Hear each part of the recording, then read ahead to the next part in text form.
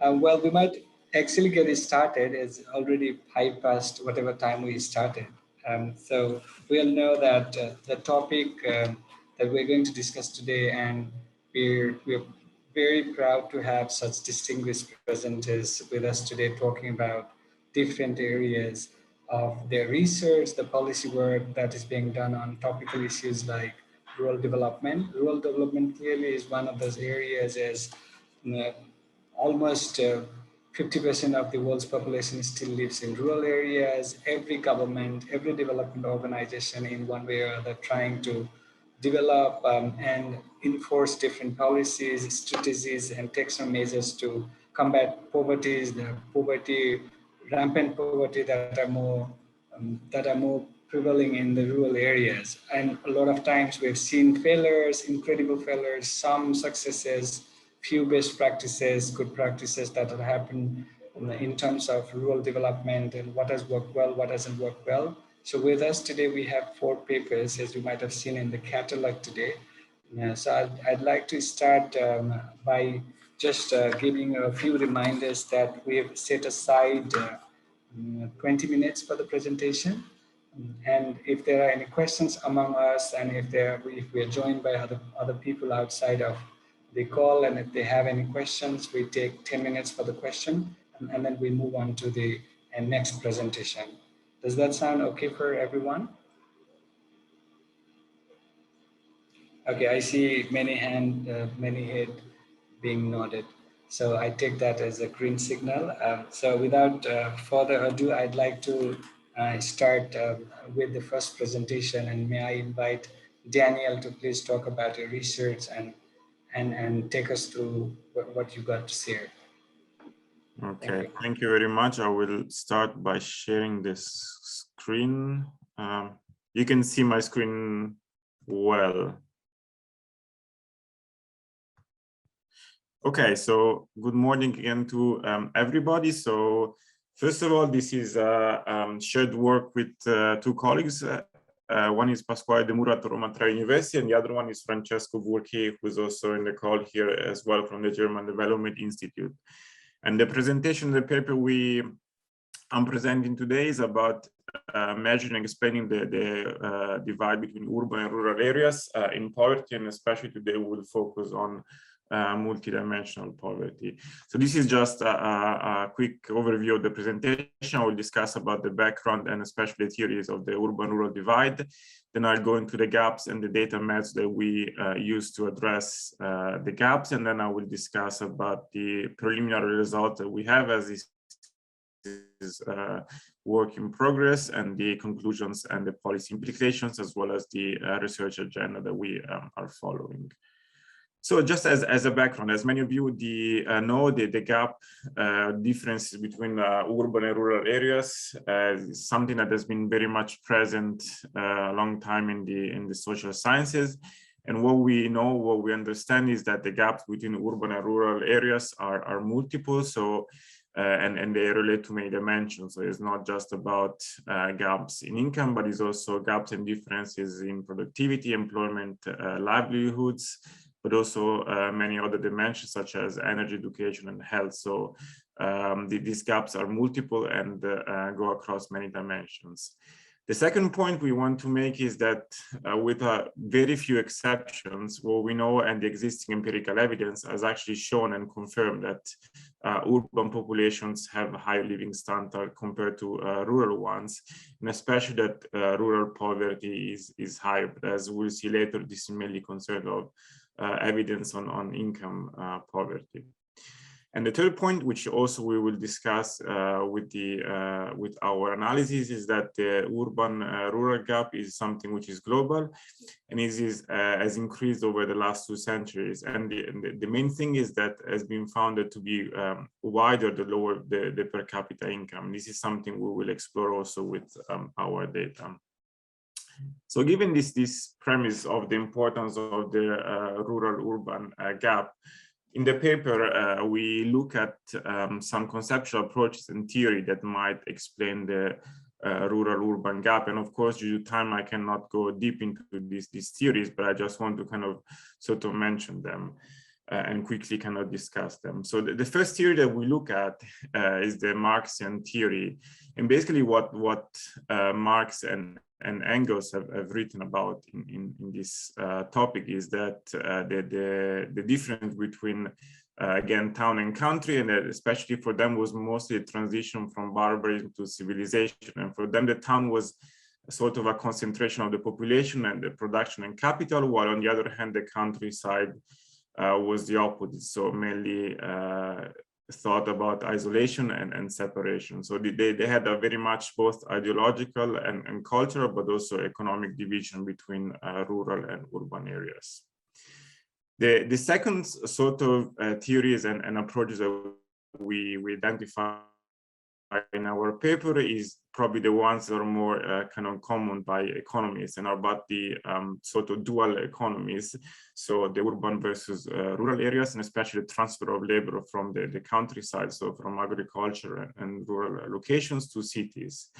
And for example, as the Lewis model explains and the Kuznets curve sort of theorized, we have a movement from countryside to city, which at the beginning sort of increases inequality because of the wage gap between rural and urban areas. But then at the end, when sort of wages and production sort of go to their sort of new equilibrium, then we have an inequality that actually reduces between the two. But sort of this model sort of explain especially the initial gap between urban and rural areas.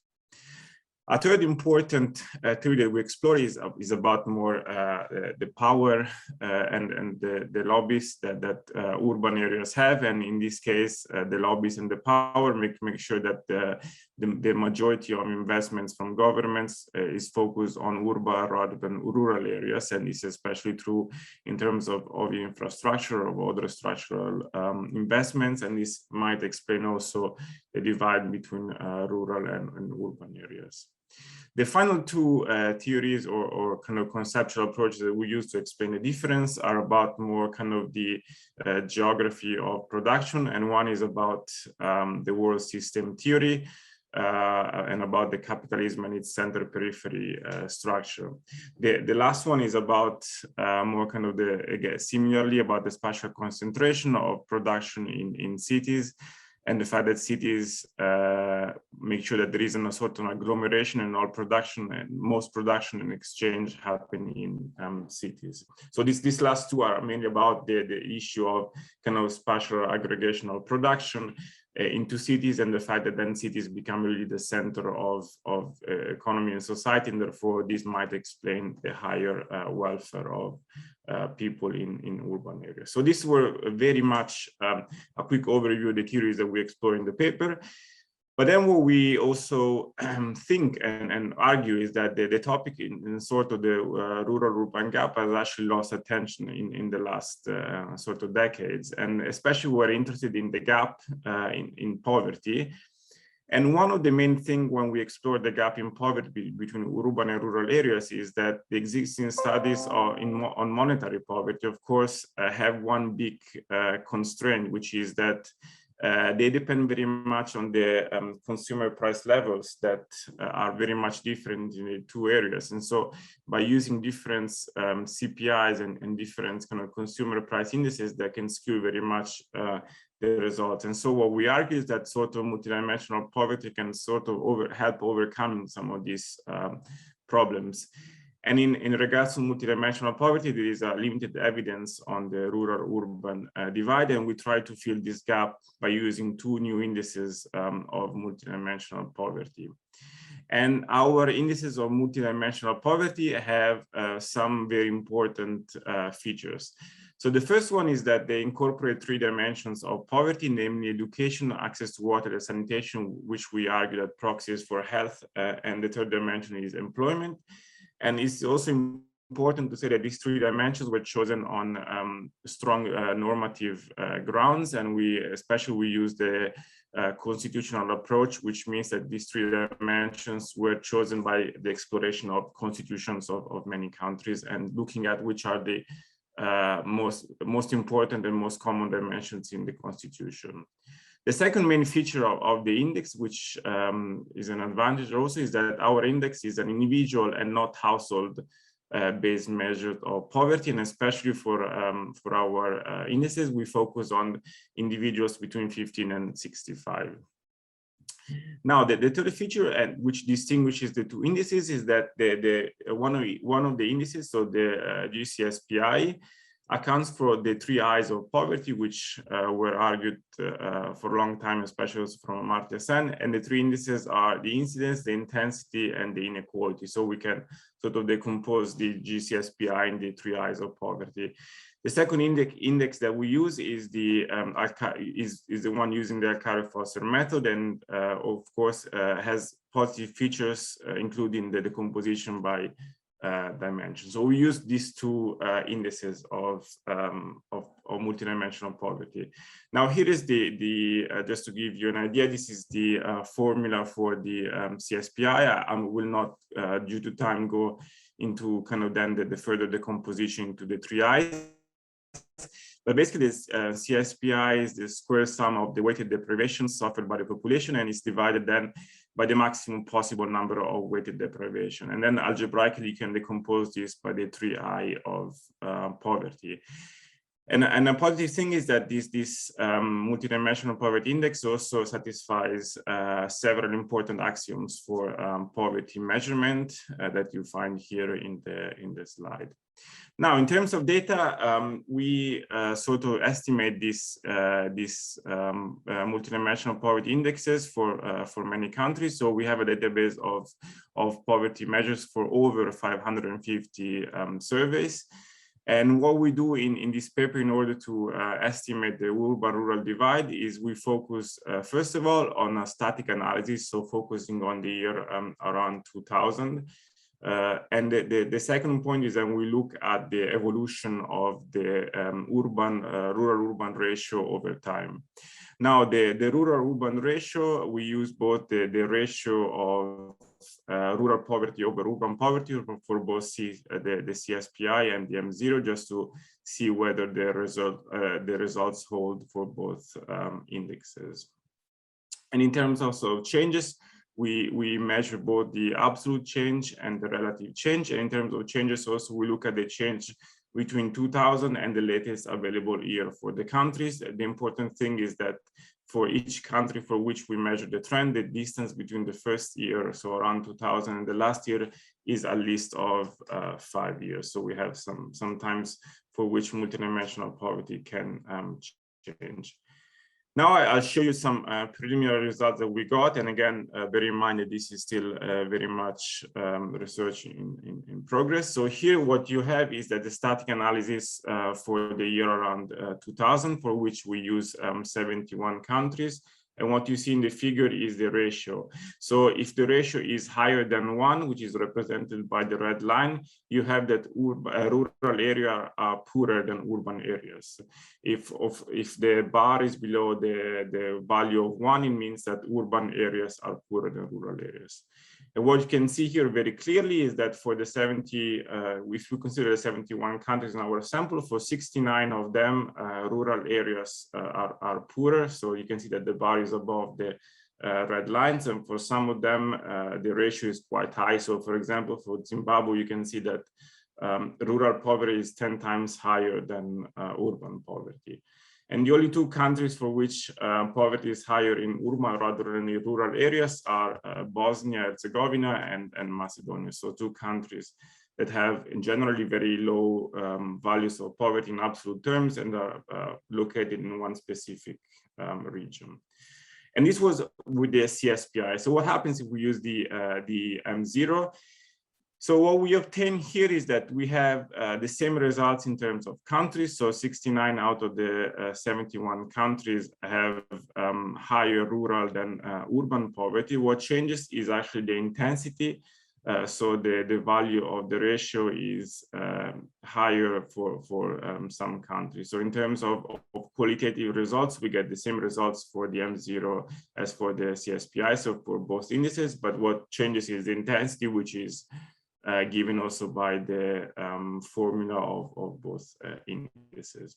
So if we dig a bit deeper and look about some heterogeneity of our results for 2000, Here we analyze what is the ratio when we differentiate by income groups. So in our sample of 71 countries, we have 32 low-income countries, 29 lower and middle-income countries, and 10 upper and middle-income countries. And what we can see here is that, contrary to what we expected and what we found in the kind of literature and the theory previously presented, actually the ratio is higher for higher income countries. So as you can see, the ratio for upper middle income and lower middle income is higher than the ratio for lower middle income countries, which means that the gap in relative terms is higher for richer countries. The second sort of heterogeneity analysis we conducted now is about the dimensions. So we want to see whether the gap was present for all three dimensions. And again, this is a sort of summary results for all the 71 countries. And what we find, what you can see is that for all the three dimensions, so health is on the upper left figure, education on the bottom left, and employment on the bottom right, you can see that for all three dimensions, rural poverty is higher than urban poverty, and the one where the gap is the highest is for health, due to also the variables that we use, which is access to water and sanitation. So this was the sort of static analysis of around 2000 for our sample of 71 countries. Now, what changes over time? And what we find now, and in this case, we have a small sample of 48 countries, and this is represent the absolute changes over time, of course, annualized. So we take into account the different time frames. What we find is that for the 48 countries in our sample, for 34 of them, the gap declined. As you can see, the bars are negative. On the other hand, for 14, the gap actually increased. And what it can be interesting, especially for this session of the conference, that there is a sort of overrepresentation of Asian countries among the countries that actually experienced an increase in the ratio, as you can see from the names on the horizontal axis. Here we present a similar analysis, but then we don't, in this case, we don't present the absolute change, but the relative change. Of course, the distribution of countries in terms of increase and decrease is the same. But here you can see the proportional instead of the absolute change. And what you can see here is that the largest declines and decreases in multidimensional poverty are actually found in Europe and Sub-Saharan Africa. And the reason, especially for Europe, is that initial levels of poverty were quite low. So, of course, small decreases in absolute terms mean very high decreases in proportional terms. So this was just to give you an idea of the kind of preliminary analysis that we're doing, and we are working towards kind of finishing the analysis. And here I just want to kind of give again kind of the summary of the findings and our research agenda for the sort of next month. So what we want to explore in the paper and the presentation is sort of the rural-urban divide for multidimensional poverty. And the reason for that is that the empirical analysis on special multidimensional poverty and the problems with considering just income poverty was sort of a barrier of understanding this urban-rural divide. What we do in order to address this point was to select and use novel indicators of multidimensional poverty, and we estimated that for kind of more than 550 surveys. And what we show in the preliminary analysis is that in static terms, so around 2000, in almost all countries, rural areas are poorer compared to urban areas. And especially for some countries, the divide in proportional terms is quite high, as we've seen, for example, for Zimbabwe. And we also look at that the divide is actually true for all the three dimensions that we consider, with health having the highest urban-rural gap. On the other hand, when we consider trends, we sort of see a sort of positive picture in terms that the fact that more than 2/3 of countries decreased the ratio in the last 10 years. And as we've seen, most countries that actually increased the ratio are from the Asian continent. Now, in terms of way forward and the research agenda, what we're working now is to improve the analysis, and especially looking at single case studies and trying to explain difference between case studies. The other thing is that we also want to kind of improve the analysis. We have already the data, but we still have to do an analysis on comparison between different policy measures and cutoffs for some of the measures, and especially compare direction and intensity of the results. And then the third thing we'd like to do is to look at the drivers of the divide and exchange and see how they also differ between regions. So I hope I was on time. So I thank you for the attention, and here we put our 2 emails, and we look forward to any kind of questions or comments or suggestion for the paper. Thank you, Daniel, and you're absolutely on time. You actually finished it almost 18 and a half. So you have still 1 minute and a half to go. So yeah, that means that you leave more space for us to be asking you questions. I can start from my own quick reflection. It was quite insightful, and there were a few areas where I found particularly interesting with the way that you looked at multi-country situations, and also your statistical evidences were quite insightful as well. One of the questions that I found that you really teased out very well is on the multiplicity of rural-urban poverty divide. Is by just looking at few areas of work, it's never going to be giving us fuller picture in terms of understanding the nature of poverty in both areas. I just had a quick question, a couple of them, but the first one is that in one of your findings, it says that in rural areas, people are more unemployed than in urban areas.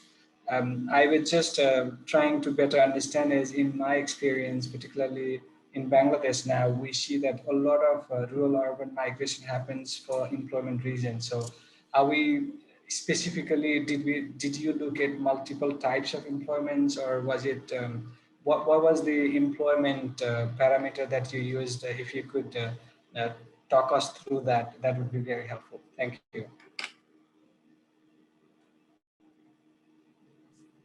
Sorry, I think I lost you in the last 10 seconds. I listened to your question on unemployment, but then I don't know if you asked something else. No, I was saying that if you could take us through that, so that I'll see if the other colleagues have some questions, and then I'll come back with my own few other questions. Thank you.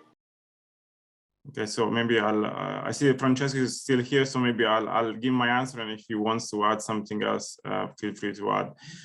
So yeah, I mean, given time, I didn't go through the indicators deeply, but the indicator of employment is not a binary indicator of employed versus unemployment, but things to account the different kind of employment types. So basically, when you see the indicator here, it means decent employment or non-decent employment, rather than employed or unemployed. So for example, for decent employment, we mean yeah, a job that is theoretically well retributed. Well, for example, if you're not in decent employment, for example, if you're a low-paid employee, and I mean, of course, this is based on some assumption given the data and the categories that we have in the data, but that was the main kind of difference. So it's not employment, unemployment, but decent employment versus non-decent employment. I don't know, Francesco, if you want to add something else here. Oh, well, I think I said, yeah, people are deprived in the employment dimension if they are either unemployed or employed or not paid, or employed in particularly low paid, low remuneration, low qualification type of job sectors. So, and this is based on a classification that the World Bank did when they standardized, because the data set we used is called I2D2, is the International Income Distribution Database. And it's a massive initiative of the World Bank to standardize a number of socioeconomic and demographic variables across a large number of service and countries around the world. So this is, we exploited this initial classification of the World Bank for this surveys, and then we chose the categories that would allow us to define whether individual, an adult actually, is deprived or not in the specific employment dimension. So it's much more than just employment. I think you're muted. Yeah, I was waiting for this to happen. Does anyone have any question on the presentation? I see that there are two hands raised. There are two hands. Yeah. Lucia, and then Menas. Okay. Thank you, Daniele, for the very interesting presentation. So part of my questions you already answered. I was curious about your indicators and dimensions. So, but I didn't understand in the end. In the end, the dimension is defined as a binary deprivation. So you're either deprived in unemployment or you're not, correct? I see Francesco nodding, so okay. So that's what I want to understand. And I want also to ask you about the data, because it's really interesting that you can use so comparatively. That said, I have two questions. One, if you could expand even briefly about the inequality point that you were saying that the index can capture the inequality, and I'm very curious about that. And the other thing, it's a bit of a suggestion, but it would be interesting if you can, in the data, also do some disaggregation, not only for the income level of the country, but also, you know, the households. And I don't know if you have that information, but at the individual level, if you have the socioeconomic information, I'm sure you've thought about it, but that would be interesting to understand also a bit more what's going on, you know, the famous overlap between monetary and deprivation. So that would be interesting. Thank you. You want me to go? You want to go? You give us. Okay, thanks, Lucia. And it's nice that we always meet at the DSA conferences. So regarding your question, so on the inequality part, so I showed you in the slide the kind of the simple formulation of the index. Then algebraically, you can basically divide that or decompose that into the three I's. So the first two are like the Alcaire-Foster method. So you have the intensity and the head count, and the last is sort of an inequality measures with a generalized entropy measure that I can see in the links of the paper, so you can see the complete formulation. So yeah, the first two are like the M0, and then this third is an entropy measures that sort of estimates inequality. And it was something that also was proposed by others in the past. So we sort of take up also those kind of costs to insert inequality in the multidimensional poverty measure. And your second point, I don't know how much I should discuss, how much, yeah. But on the individual level, that's definitely something we are looking at. So we have our main problem is a data thing. So the data that we use is the I2D2 from the World Bank, which is not a sort of public database. So we have to kind of basically write our codes and run them through them. So we don't have that much, I would say, freedom to kind of use the data as much as we would like. So it's a bit more kind of cumbersome, the work. So this is a sort of politically correct answer to give, but I mean, definitely the point that you made would be something very interesting to explore. Okay, say no more, I understand. Francesco, you're muted. Sorry, now I did a mistake.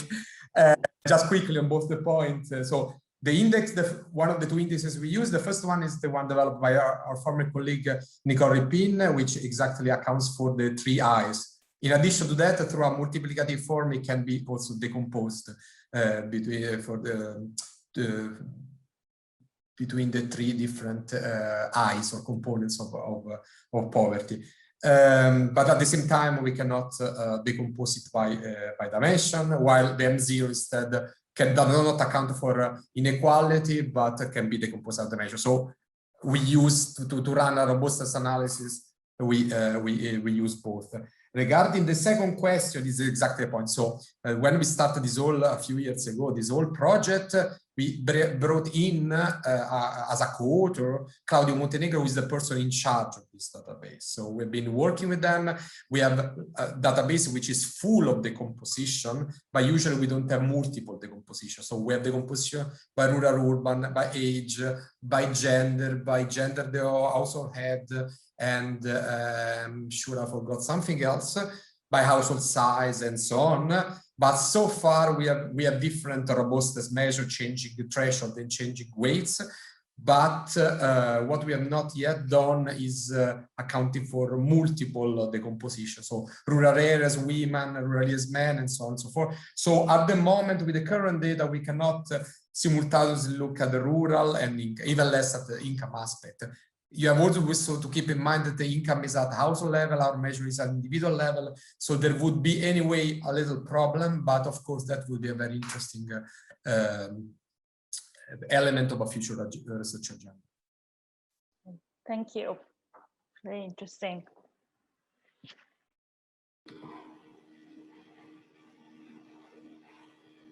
Thank you for the clarification. Somebody else had a hand up. It's not Menas. Was it you? Yes, it was me. Please go ahead and ask the question. It's very interesting. Thank you. I just was thinking about one thing. So 3 dimensions that you've used, it makes sense. I mean, it's in the line of our traditional human development index sort of thinking. But I was wondering what would happen if we added another measure index for environment or housing conditions, because urban poverty is very different from rural poverty, and it's not always captured by education, employment, and health. And for health as well, you have water and sanitation. I wonder if you have measures for the quality of water and sanitation, and how that would change your story if we added those dimensions to this. You want to start, Francesca, and I add. I started. Thanks, Sara. These are really good questions. So, of course, we are perfectly aware that our index is not really encompassing all the possible relevant dimensions, though we have done a really serious investigation through this constitutional power approach that we developed in the past. We look at a large number of constitutions around the world to identify the sort of overlapping consensus, the set of, at least a minimum set of dimensions that are considered as very important across a large number of societies. But especially for this the purpose of this paper, that is to analyze and assess the rural-urban gap, it might be that some important dimension left out.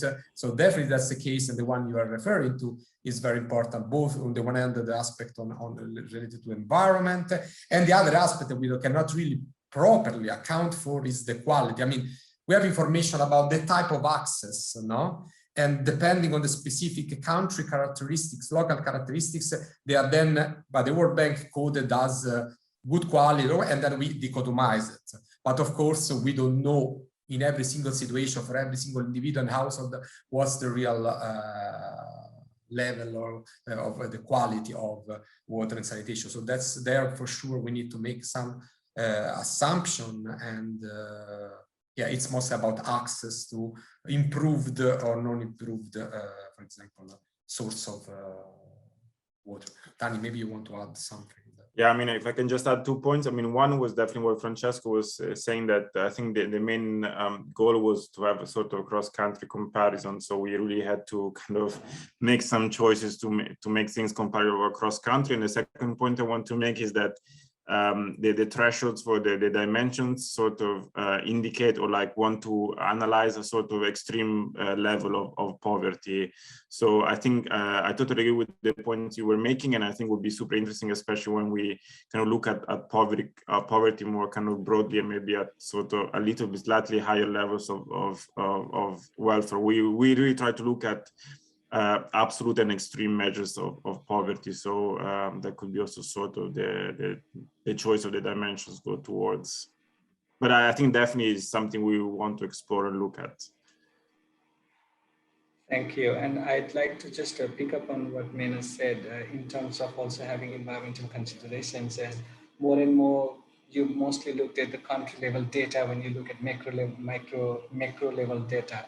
It oftentimes doesn't really and absolutely matches with the individual micro level data. And oftentimes there may be chances, and when the on the national level size, it may be looking like on your finding, which is absolutely looking very statistically valid, and it's making a lot more sense. But when you look at for the people on the movement, particularly from rural movement to rural areas to urban areas, and if you look at the quality of life and the standards, it's not always, we can't say, particularly living in Dhaka for 3 years, I've seen that they're more poorer in Dhaka than in Kurigram, which is one of the poorest districts of Bangladesh. And we've done some RCTs over there. So sometimes a part of us questions us, like, are we looking at the bigger picture and also missing the micro level evidences that could be generated? So I definitely encourage you to look into that aspect if your research allows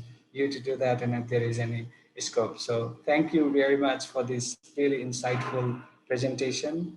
May I now invite Samarth to talk through his paper, which is about impact of financial access and gender gap in entrepreneurship and financial inclusion. And he's going to take us through India.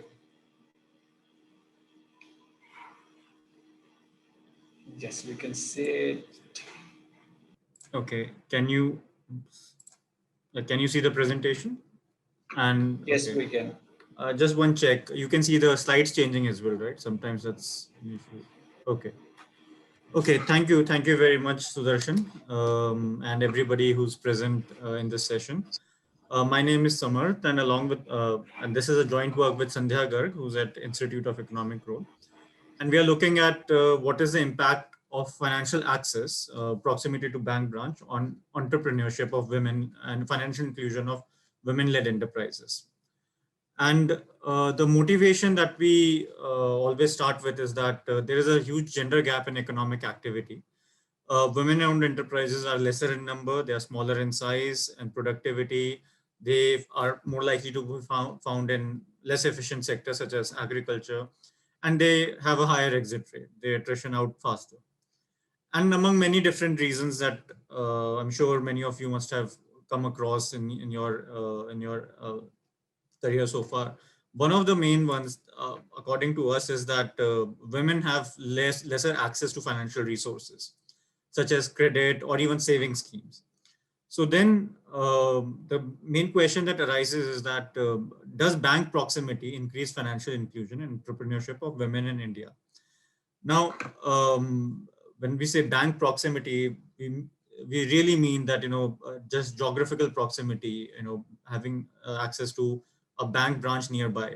Does that affect women-owned enterprises? And one reason to believe that it should is that in many developing countries, in India including, there are social restrictions on mobility of women. So they cannot travel far out to get credit. But if we bring credit to them, do they take up credit? So the question is quite certainly about, does supply side intervention work, or would demand side interventions work? Is low credit inclusion just because women don't have preference for it, or is it because that they have preference but they don't have access? And that is essentially, the policy relevant question. How much should we increase bank branches? So that's the question. Just to give you a preview of results, what we find is that, yes, proximity to bank branch. When we say proximity, what we mean is that if a bank branch is within 5 kilometers as opposed to beyond 5 kilometers, we find that in that village, the number of female-owned enterprises increases. That increase is mostly dominated by increase in non-agriculture enterprises, which is the more efficient sector between agriculture and non-agriculture.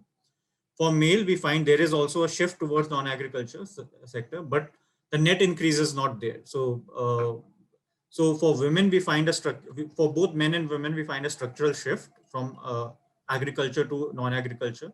But the subtle difference is that for females, it's an extensive margin story. More enterprises are entering. For men, it seems to be an intensive margin story.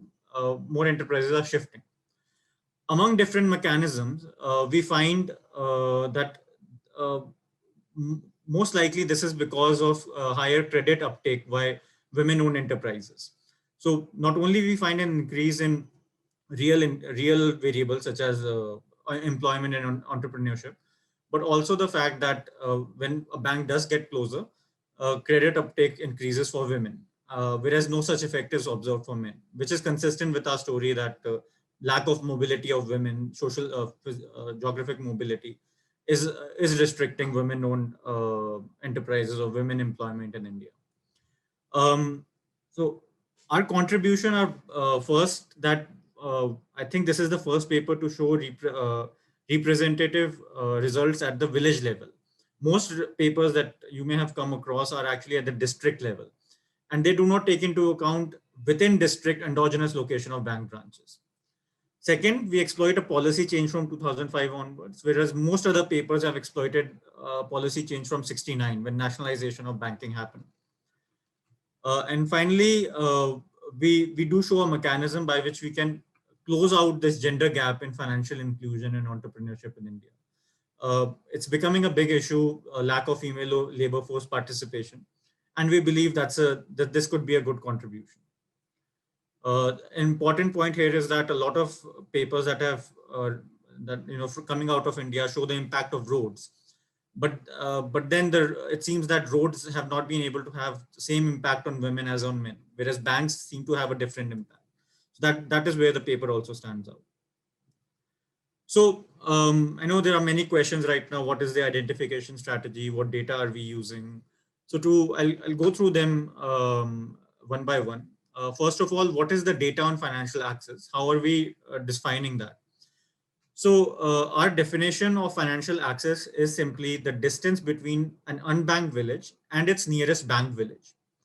So in a different paper, my co-author and myself, we computed this average distance of each unbanked village to its nearest banked village from 1951 to 2019. So for 7 decades, we find that from 1951, the average distance to nearest bank branch was 42 kilometers, which has reduced to less than 5 kilometers by 2019.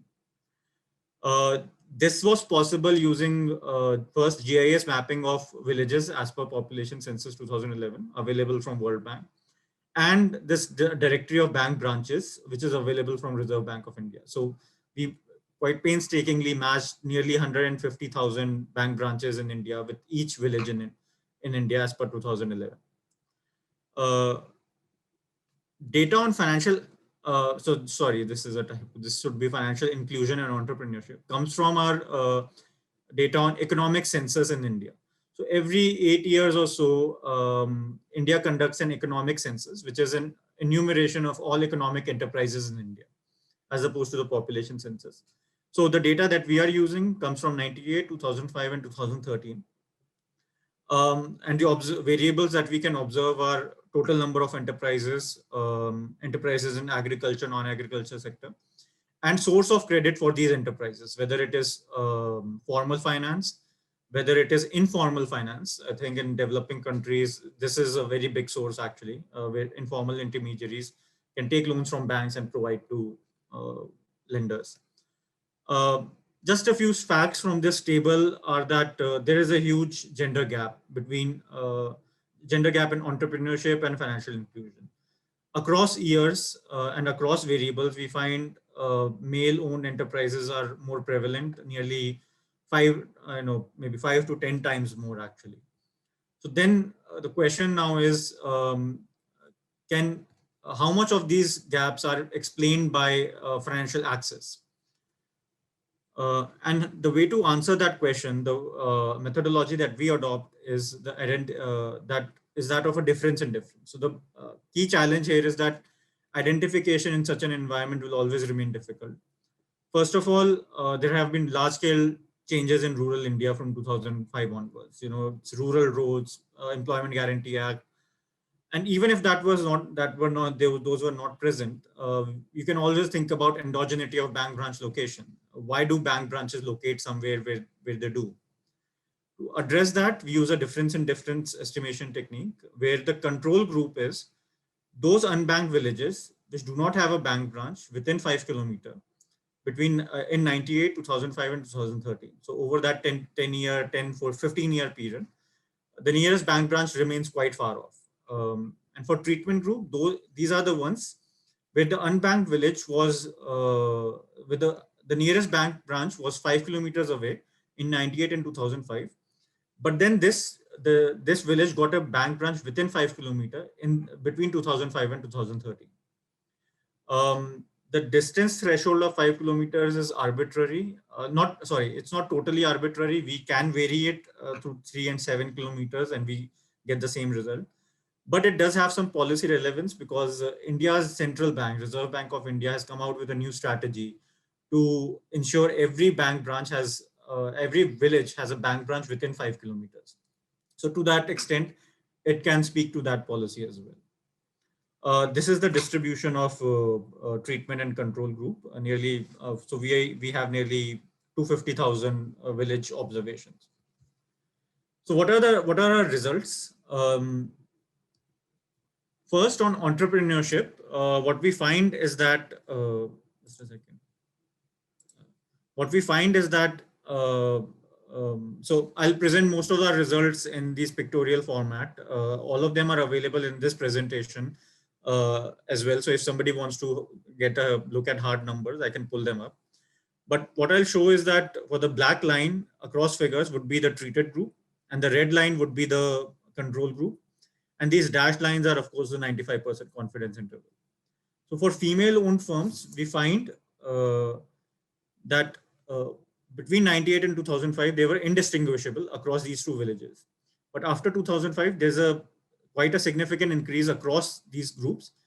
But treated group receive a higher kind of a boost, which is, the average treatment effect coefficient is 0.605, which is nearly 15% of the mean across years and across villages. For male-owned enterprises, we do not find a differential effect of banks. This is again consistent with the idea that it's the women who will benefit more because of proximity.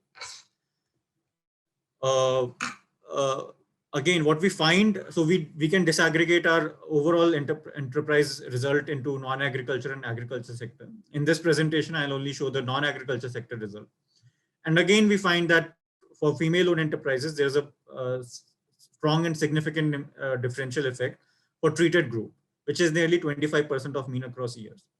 And for male-owned enterprises, there is an impact, though it's smaller as in relative terms. So the bigger takeaway is that increase in entrepreneurship is driven totally by non-agriculture sector, totally by the more efficient sector. So if you remember the first slide where I showed that some of these facts are that female-owned enterprises are more likely to be found in less efficient sector. We find that bank branch presence can actually overcome that hurdle. Again, and as it happens in difference, assumption of parallel trends holds for for all the indicators so far. We can also see effect on employment, and again, what we find is that the female employment as a share of mean across years and across villages is 40%. And for male employment, again, there is a significant increase. Nearly four more males get employed when a bank branch appears in their proximity. For women, this number is 5.5. So what can be the mechanisms? Banks can provide an impact through two different methods. One is the saving channel, which is that a bank comes, villagers now have access to a saving instrument. They can deposit their money, get some returns, and their livelihoods and their welfare increases. We will not be able to show the saving channel mechanism. The second channel is the credit channel.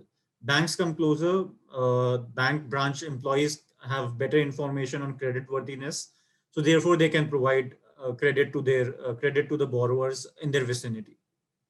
We will show the effect of we will show some evidence on the second mechanism.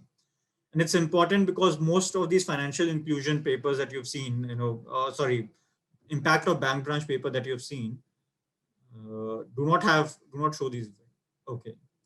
Thanks for that. So I'll just get through this faster. First, on formal finance, we find that female-owned enterprises are able to take more loans as and when a bank branch gets closer. So which is nearly 50% of the mean across years and across villages. For male-owned enterprises, we do not find any such impact. Let me skip this one because that's just a variant of the previous one. On informal finance, again, we find there is an impact on female-owned enterprises, but here the assumption of parallel trend does not hold. So we are not fully certain that this impact is totally driven by bank branch presence, because informal intermediaries can take loans. So this was important to see as well. But we are finding that male-owned enterprises do not seem to have any kind of impact, do not exhibit any impact because of bank branch presence.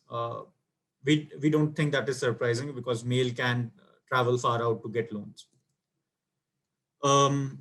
So as a big picture effect, instead of going through these regression methods, what we also do is we try to obtain the aggregate average treatment effect. So what I've shown you so far is the result on one treated village, but one bank branch can serve nearly 9 unbanked villages in a radius of 5 kilometers.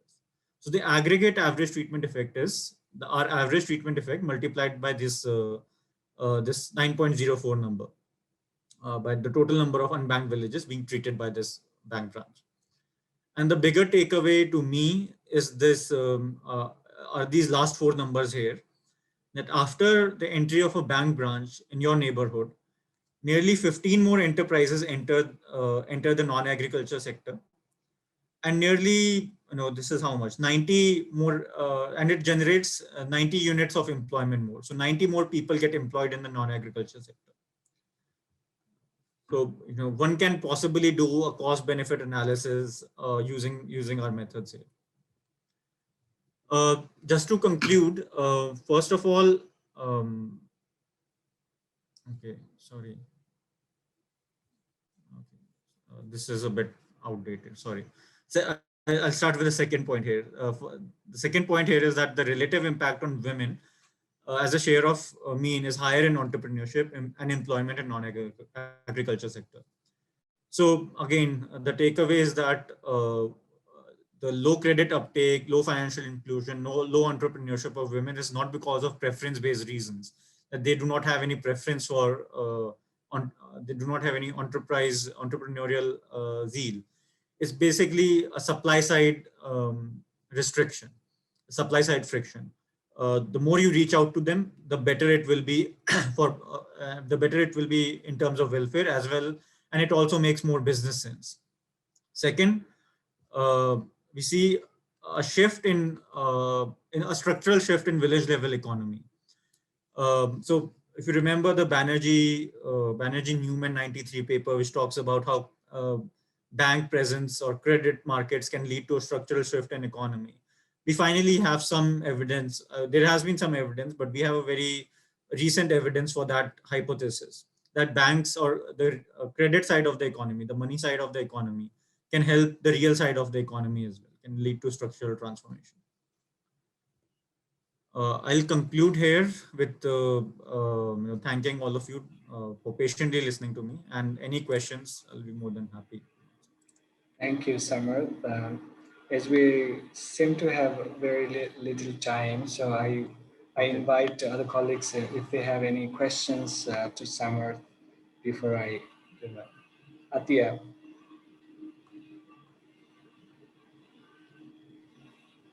Thank you so much. It was really nice presentation. So my question is that where the banks are heterogeneous, so public versus private or difference in the interest rate.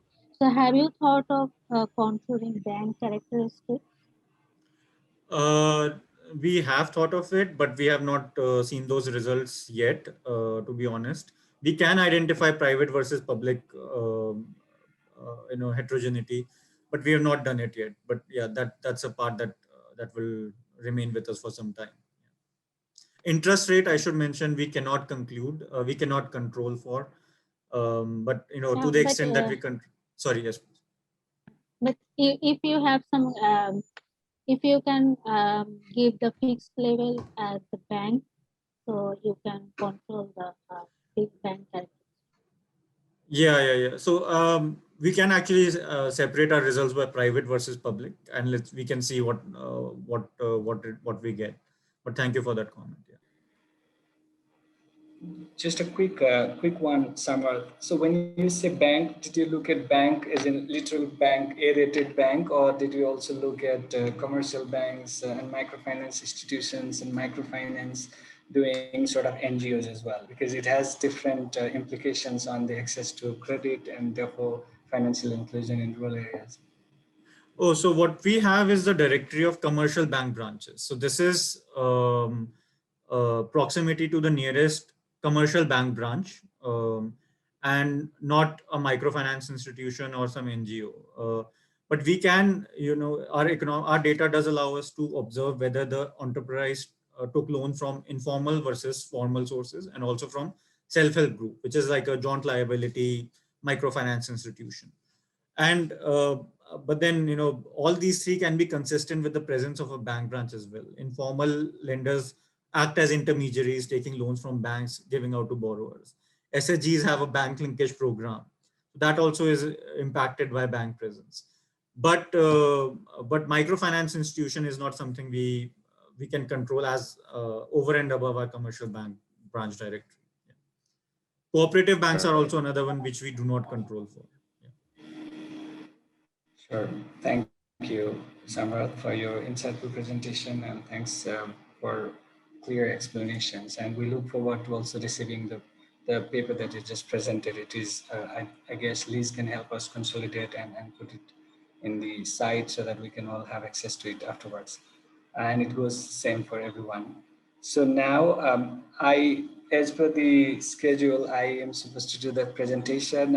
Usually for these kind of presentations, moderator takes the privilege and does more of a talking thing. Here, I would like to be brief and go and demystify the oftentimes taken that privilege. So I want to challenge myself. So Liz, stop me if I speak for more than 15 minutes. That's the maximum that I'm setting for myself. Okay.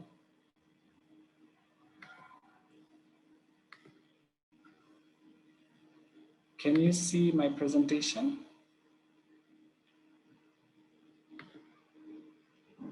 Yes. So yeah, the paper that I'm presenting talks about policies for rural development, and you've heard very quantifiable and very statistically evident papers before. So you'll hear more talking about more qualitative side of the research, as we've done more of a secondary literature reviews, also looking at policies, particularly on the land reform policies and how it has had impact and implications on the rural poverty and for the reduction of rural poverty in Nepal. As a background, as you know, Nepal is one of the poorest countries in the world, with the Human Development Index pretty low, almost 25% of the people is still living below the poverty line, and deeply entrenched poverty in rural areas, whereas the urban areas now have gone far and beyond, and the evidences have shown that there is a faster poverty reduction rate in urban areas, but in rural areas, there are many people who have gone down below than their previous stages, and income inequality, as we understand from the Gini coefficient, has increased. And one interesting factor is that more than 67% of the total population are dependent on agriculture, and it's only contributing to 1/3 of it, which shows that land reform and access to land is one of the major areas for rural people to have economic transformations. And for that matter, there have been multiple times when previous governments announced land reforms, imposed different kind of policies, developed some strategies, but it was not very successful. Agriculture has very notable impact in low-income countries like Nepal. We know that access to land is vital, and also it is in theory, and we looked at multiple theories, and it argues that access to land is not only um, making sense in terms of economics, but also it ensures social justice to the poor. But many critics also consider it as an archaic concept, and many countries, particularly in the global south, have already tried and tested, and unfortunately, we don't have many cases of great examples. That being said, in South Korea and Taiwan, we have some great successes, whereas in Zimbabwe, South Africa, we haven't had so much successes in the land reform. So we also looked at what were the necessary conditions for land reform. And one of the very important points from the literature reviews that we did showed that political determination, governance, institutional arrangement is quite vital. It's not enough um, having developed the paper and policies, but also we needed some sort of arrangement for that. And Lytton had clearly identified that adequate infrastructure is very, very important. And side by side, later on, it was there was a further research done by Bandura and Samsi that says that not only providing political will, having mechanism is enough. We need to also have extra subsidies such as interest-free loans, improved technological advancement, capacity development of farmers, and also particularly improvement of land are quite important. And a very, very important point is that there is a further need in the agriculture sector. And unfortunately, in the case of Nepal, the investment in the agriculture research was below 0.5%, which was one of the reasons it was very difficult, that we didn't have enough evidences that could guide effective policy making. So the challenges, as you can see, and which was also touched on by some of our previous colleagues, was urban biasness, landlord bias, gender bias, that are quite creating a hindrance. Also, there is a male dominance over land holding, while women are the ones who are, since the morning till the evening, they are the ones who are engaged in agriculture. But in terms of land holding, it's mostly men. Landless situation for marginalized caste groups such as Dalits in our part of the world has had very significant economic and social deprivations. And the another big challenge is that lack of genuine political determination, as many times those agendas are used as one of the ways to invite more voters so that they get more votes and they can win the election and run the government for a few years until they have to go again for the another round of election. So that has not helped, unfortunately. So where is land reform heading in Nepal? As you probably know, Nepal is one of the landlocked countries, and there is mountains, hilly areas, and only less than 20% of its land is totally fertile, which means that we are already constrained, and we need to have very equitable plus a very efficient distribution of the arable land for its benefit. And as I was saying before, one fourth of the total population still lives below the poverty line, primarily in rural areas. And the previous Muluki, and which is civil code, had a very well-established caste system, which was unfortunately not very helpful, and it has been dismantled in the latest constitution. It's no more in theory, in paper it's not there, but still that has a big implication, and it has huge influence on the rural development aspects. And unfortunately, in our part, and I've seen it also in India and my work in Bangladesh, that particularly the people belonging to lower caste groups and marginalized groups mostly work as agricultural laborers, and they're paid often very low, and they have the quality of life very poor. How have land reforms failed? And I've done that multiple rigorous analysis of reports published by UNDP and but also World Bank, ADB, whatever literature, gray or otherwise, was available. I looked at it, and we came to a conclusion that Nepal has very unequal land distribution. Only very less than 10% of the population were having significant holding of the land, and it has very unequal impact on the poverty in rural areas, but also it has caused stagnation in agriculture and economic growth. And there is a huge gender disparity in the agriculture sector. Women were more engaged, their capacities were not enhanced. They were not having access to land, and therefore, because they do not have access to land, they would not have access to microcredit and other benefits that could be provided by either government or non-government actors. So I looked at primarily two hypotheses. One of the hypotheses was one of the reasons why the land reform policies have failed in Nepal is that lack of genuine political will for land reform.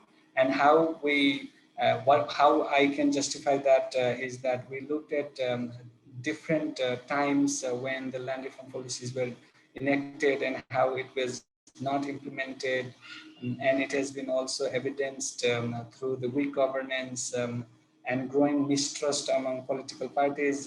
For example, the ruling party at that time, the Democratic Party, would say something like, we would have the scientific and revolutionary land reforms, but in reality, they were unable to do it, and that would be captured by the other opponent party. They would use that as an agenda, and that would often create political conflict, and which was not helpful. In terms of another hypothesis, lack of proper agrarian support was one of the other reasons why land reforms had failed in Nepal. As I was saying earlier, we had acute lack of adequate information about land holding, about what can be done in what kind of land. There were absentee landlords, very unequal agricultural benefit sharing. Those who were working as laborers, they were not paid well, and those who were renting the agricultural land were not able to reap the benefit of the land. It would go down to the owners, and there is acute lack of investment in the agriculture sector. There were highly inadequate irrigation facilities, no subsidies or very poor subsidies in the rural areas, and unequal and inadequate access to credit facilities. So in terms of the recommendations, through that research, we came up with a few points. The first one, that we needed to have a consensus on the standard land reform mechanism. We can't have so much different type of land reform propositions from different parties. This is simply and absolutely not necessary, and it is absolutely against the land reform ethics and how it could perhaps create or bring about positive changes in the lives of rural people.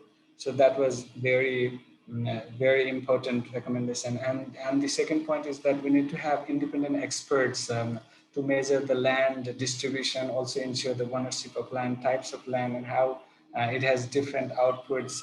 And very importantly, that we need to ensure the participation of peasants or farmers in the design, implementation, and monitoring. In the successful cases that I've looked at in Taiwan and others, it was always done in a systematic way. There were research and evidences. There were always subsidiaries and provisions that were made available, which was why it was very efficient, and it was done efficiently, and there were progresses, there were measures that would tell us how it was moving ahead.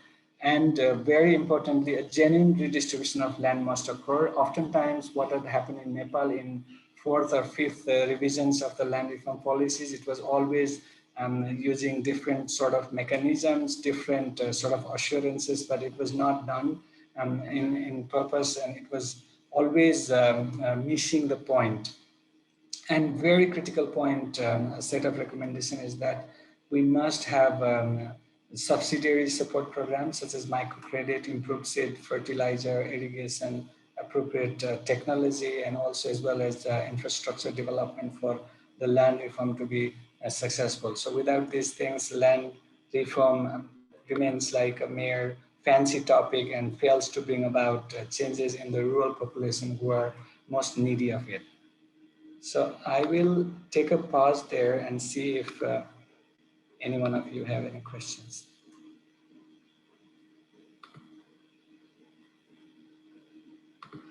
Thank you.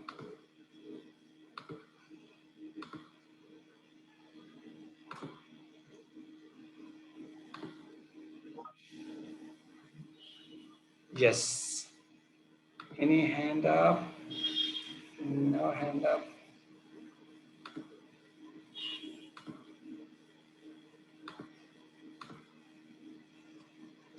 Does that mean that I made absolute clear or I made absolute confusion? Or maybe says that this area was not something that people could resonate with. I know I've been in many seminars where I find like, I didn't know a shit about that whole thing, what was being discussed. And when I first did that topic, and my professor at the University of Melbourne, we would joke around. And I just spent almost 6 months not knowing where we were heading, and we were always having so many things to look into in terms of what was necessary, what was missing the point, what was still making sense.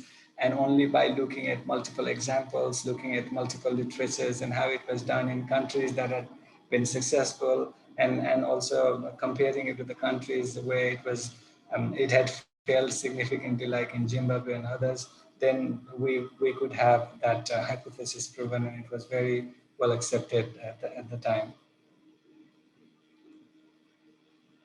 Okay, so if nobody's having hand up, I would like to invite our fourth and the last group to do their presentation. I'm assuming that Mehnaz, you're going to make the presentation? Yes, I will speak if Margie can share her screen. Thank you. Thank you, everyone. It's a privilege to be presenting here in this panel. Really wonderful presentations. It's always hard to be the last one because it's hard to match the standard, but I'll try to keep it short. So our research was on, do social networks reduce transaction costs? The case of land registration in Bangladesh. And I'm presenting on behalf of the three of us who worked on this, Marjan Hussain, myself, and Abdia Rahman. All of us are here on this call. And we are all working for the BRAC Institute of Governance and Development, BRAC University in Bangladesh. So the land market in Bangladesh, much like in many developing countries, is rife with irregularities, inefficiencies, corruption. This is largely due to a long history of inconsistencies in land documents and processes. A typical land transaction requires digging up documents from old archives, which are often outdated, inconsistent, missing, ownership details are not matching, and the verification of these documents creates a lot of complications. So information asymmetry problem is particularly pronounced in this market, which has given rise to a host of intermediaries and informal mechanisms, which are now part of almost any land transaction. So transactions are both lengthy and expensive, especially for the socially marginalized, and there's some evidence that from other countries that proves this. It is commonly hypothesized that the only way to reduce transaction costs in the labor market is to use social connections and influence. So basically the common perception that knowing the right people makes life easier in our context. So there's not much empirical work done on the land market in Bangladesh. And this is, first of all, it's because it is a very complex market with intertwining dynamics between historical, social, political, and economic factors. So it is very difficult to isolate and understand how and why things are the way they are, and empirically detangle all of that. Also, it is close to impossible to get data on land transactions, even through formal channels. So in this paper, we focus on land registration, which is one specific transaction. When one buys a piece of land, registration is required to establish ownership. And we try to see if social network is related to transaction costs that are entailed in the process. By social network, we simply mean knowing the right people if I know local elite people, public officials, or if I am politically powerful, I may be able to pressurize the formal and informal actors involved in the process to get my registration done quickly, for example. I may also be able to bypass intermediaries altogether to get my paperwork done and not spend extra money directly from the service providers. So that's the theory of change that we have in mind. Now, the caveat here is that having relationships with influential people, we are assuming that it means that they have trusted relationships. So our hypothesis is that transaction costs related to land registration, and here we define transaction costs as time and expenses of getting that transaction done, are likely to be lower for those who are socially well connected. If this is true, it conforms with conventional wisdom. Popular literature based on anecdotal evidence tells us this, and evidence from other parts of Africa as well, of the world, such as in Africa as well. We have evidence of this being true. But if it is not true in our case, then we need to further investigate what makes land transactions so troublesome in Bangladesh. So before I present to you the analysis and results of our paper, let me briefly describe the data that we use. This is primary data from a survey done in November 2019 at PIGD, which had a sample of 6,500 rural households, and this is a nationally representative sample. Out of this sample, we had 458 households which had experience of availing land registration service in the 2 years prior to the survey. And the regression analysis that I will present is restricted to this subsample. Now, the two main modules that we used are the social network and land services modules of the survey. In the social network module, we asked respondents who they think are influential in their community, specific questions on if they know a list of typically important people in rural communities, what is the nature of the relationship, and if they have relatives who are government officials, etc. And in the land module, there were questions on which land services they have availed, if they have taken the service, how they have gone about it, if they have used intermediaries, how much it costs, how many times they had to travel to the land office, how long the total process took, what problems they faced, so the whole experience. So in our larger sample of over 5,000 households, Margie, if you can go to the next slide, please. Yeah.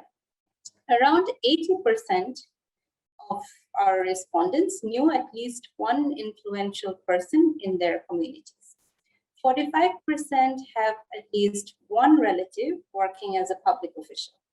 The degree of network in this context refers to the number of influential people respondents know. So in this figure, we show the distribution of degree of network.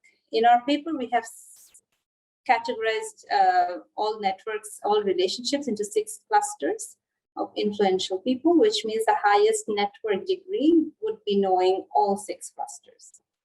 So most households in this sample knew 4 groups. So there was religious leaders or teachers, local administration officials, social elites, and a relative in public service. So very few households knew the AC land officer. This is the additional commissioner at the local land office, who is a key decision maker when it comes to land transactions. So we have separated this from other government official category. So this is what the sample connections networks look like. Next, let me show you the answer to the question we had on what kinds of problems people typically face while getting their land registered. The most common problem is delay in processing. This is irrespective of their social network, right? Knowing religious leaders, teachers, you'll notice does not make much of a difference, which sort of makes sense because these people are not connected to land services. But it is interesting here to see that people who know 3 to 4 clusters, which is quite highly connected, also have to face delays in getting their service. So highly connected people also face harassment from intermediaries, regardless of social network. Most households pay bribes for expediting the process. So it is not clear from our descriptive analysis whether social network has a role to play in reducing transaction cost in this case. So next we will show you some regression analysis, which we try to isolate the association between land registration experience and social network. Moving on to the next slide. So before I go on to the regression, just to give you a sense of how we have made the cluster. So we asked people, do you know these influential people in your community? And we formed 6 clusters. Different kinds of local administrative officials were clustered into one. Public representatives, ministers, member of parliaments were categorized as one, so on and so forth. So this is just to give you an idea. We had a whole list of personalities or characters that who are usually influential. We asked them if they knew them, and then we made these 6 clusters, 6 different kinds of clusters. So moving on to the next slide. In order to investigate the influence of social network on land transactions, we have these 3 models. So the first model, model 1, we use on a dummy for social network, where if someone has no social network, it's 0, the value is 0. If they have 1 or more than 1, it's 1. Okay? And on the left-hand side, our dependent variable is the land registration experience, where we have 2 kinds of variables, is cost and time. Model 2 uses the network category variable, where categories represent households with different kinds of networks. And model 3 uses the number of government officials that households are related to explore whether having stronger kinship relationships with the government has an effect on transaction costs. As the dependent variable, as I said, we use cost and time. And in our analysis, we applied both OLS and FGLS estimations. For time constraint, I will only show the OLS estimators throughout this presentation. However, both methods results are available in our paper if anyone is interested to look at the results. So moving on to the next slide, we summarize here the results of our OLS estimation. After controlling for household characteristics, land type, distance to land offices, amount of land owned, we see that having any type of social network really doesn't have a significant effect on transaction costs in terms of time or cost. And this is also observed for kinship networks as being related to government officials. It doesn't show any effect on land transaction costs for registration, which was interesting and surprising for us. So in the next slide, we show you model 2.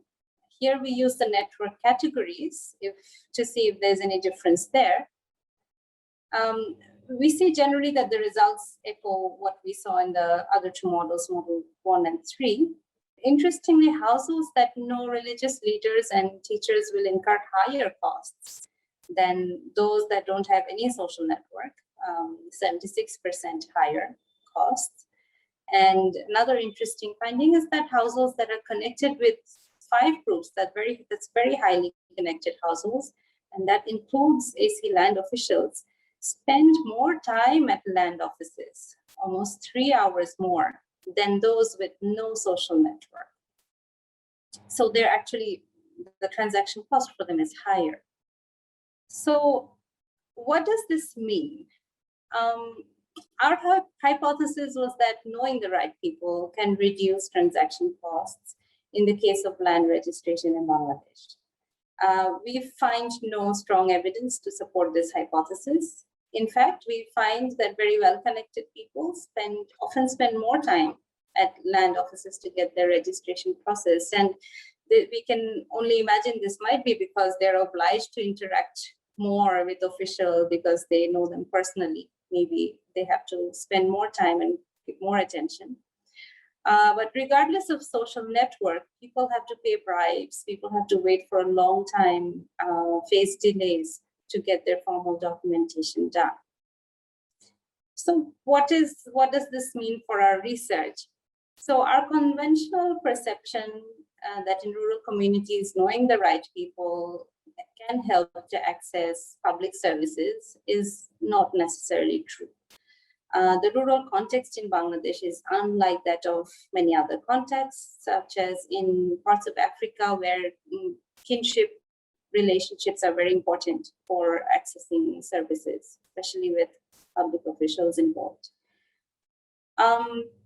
Another possible explanation for our results might be that, we made one assumption at the beginning that if you know someone, we ask people if they know someone, but if you just know someone, it doesn't mean that you have a trusted relationship where you can expect favors and reciprocation. So that might not be the right assumption to make. Another possible explanation is that complications and delays in land registration are actually caused by resource constraints on the supply side, improper documentation, discrepancies in records, which cannot be changed regardless of who you are and who the customer is. The public official might not have that power to speed up or give that service effectively and efficiently. So we have a number of further research questions that need investigation, of course, but with the data we have, we are inconclusive about the role of social networks as a determining factor in reducing transaction costs in rural Bangladesh. And hopefully we will continue and do more work in this area. I'd love to hear from you and get some suggestions and ideas. Thank you for your patience. Thank you, Menas, it was really interesting. It did kind of bring me a little bit of surprise as you rightly touched on. We tend to think that when people have that right connections with right people, particularly in dealing with government issues and having paid that bribe, we usually tend to think that it would help. But it's interesting that your research has shown that it is the other way, so which is still something that I'd be very interested to know. Are there any aspects, do you think, of course you have done this research in multiple contexts and you have statistical validation for having that kind of finding, but also in terms of teasing out some of those major reasons why that kind of social network was not being helpful, whereas it has been maybe proven effective in the other line of work. Have you done that kind of thinking at all? So yes, as I mentioned, that was the first question in our minds when we got the results. We don't have any empirical data to investigate that, but we have some anecdotal, we've done some qualitative work, which I tend to, this is just coming out of my anecdotal opinion, but we don't have data. The problem with land research is that you don't have data, right? So one possibility is that the complication in the formal process and the documents are so outdated and hard to process. It's always not in the hands of the public officials to be able to process things quickly, even if there's pressure to do so. So it's in the system and the documentation, the record keeping that's the problem. So this needs further work, obviously, but we have tried, but it's hard to get data and information on these issues. Thank you. I would like to welcome other colleagues to please ask questions, give your feedback, if any. I have a question. Please, Samar. Yeah. How do you record how much, like, is this self-reported, how much time they took in a land office, or is it, okay, could it be that, they ensure they report untruthfully because they don't want anybody else to know that they exploited their network to get things done faster? If it is self-reported, my concern is, it could be that they are strategically holding back that information to avoid, this, the social sanction that, oh, look, this person is connected. That's possible, but again, that's something that we can test. That's interesting. My gut feeling is people like to really brag if they've they have used their influence and they can get Okay. their work done quickly. So I'm not sure why they would lie about it, Okay. especially for a survey where we are going as neutral researchers. But again, I mean, self-reported data is always, you can always look at the measurement error there. No, in that case, the bias would run the other way. That's okay. And the other thing, I may have missed that. Knowing someone is basically the same as having this person as a relative, or is it more than that? So if I No. So for blood relation, we asked only for government official. We Okay. asked, do you have any relatives who are government officials? But for the rest of the personalities, we just asked them, do you know them? Do you see them? How often do you see them or interact with them? Things like that. So that those are not relatives necessarily. I'm wondering if you can create a graded metric that how well do you know them? How often is that possible? Like, did you record that in your survey? How well, like how Yes. often do they come and visit? Sorry. And we did some analysis. Margie, maybe you can share some insights. So we did have information on how often they see these people. Yeah, so they were actually asked whether they meet them daily, weekly, monthly.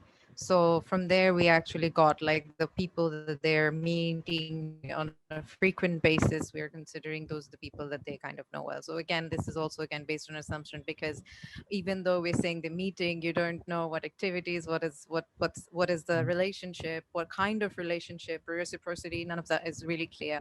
Yeah. So yeah, that's where you're from. But yeah, that's how we categorize it. And in our analysis, Margie, in the paper, I think there was nothing interesting that came from that gradation. No, that was, yeah. Thank you. That's all. Thank you. Well, if nobody has any further question, I guess we can wrap it up here. And we seem to be doing pretty well in terms of timing.